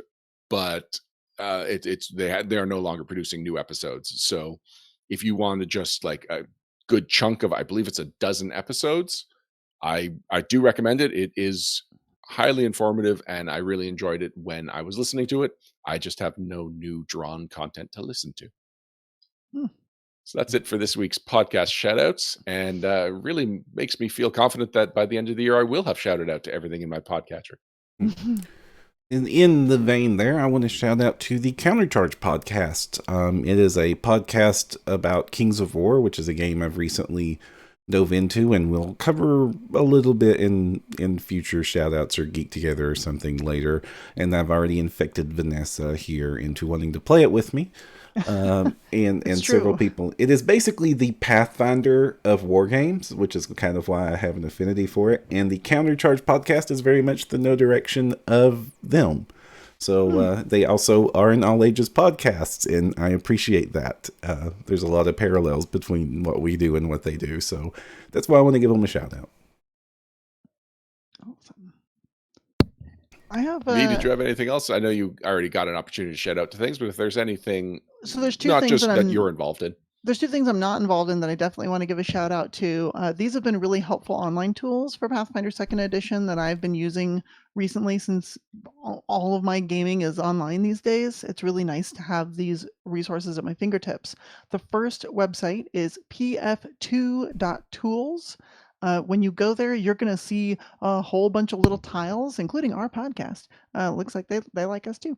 But you're going to see a bunch of little tiles, and those are a bunch of little tools either that are on this website or that take you to another website that this person has sort of curated and collected. There's links to archives of Nethies and all sorts of things. And natively on them, they also have a pretty decent little character creator and a little monster creator, and they've got some other template creators and things like that. It's pretty neat if you want to go on there and just quickly.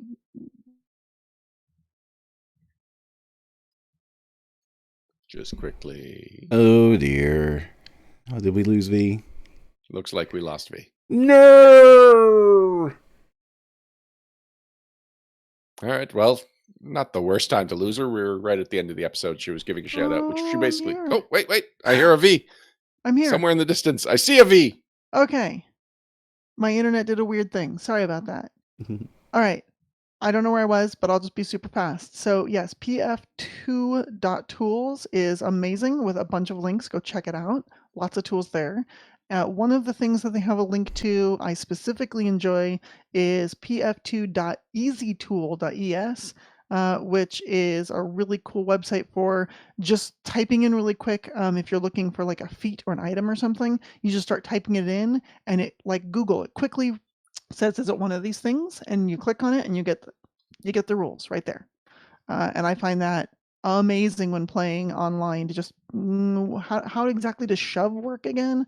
Oh yeah, there it is. It's shove. Okay, cool. Do I And want the that's trait easy, or the skill word action? easy.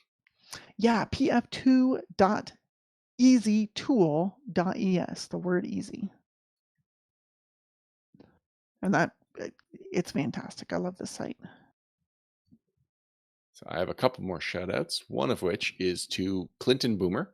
If you follow Clinton on social media, or if you follow any RPG based meme site, you've been seeing Clinton's been doing these skits by post, basically, where just a adventuring party of just basically every single class that's out there have these very defined personalities and have conversations with the humor comes from a mix of just things we've all been through on the RPG as RPG players, and his ability to convey the characters of these characters. It's getting a book. Team Murder Hobo Assemble by Clinton J. Boomer is being published by Broken Eye Books.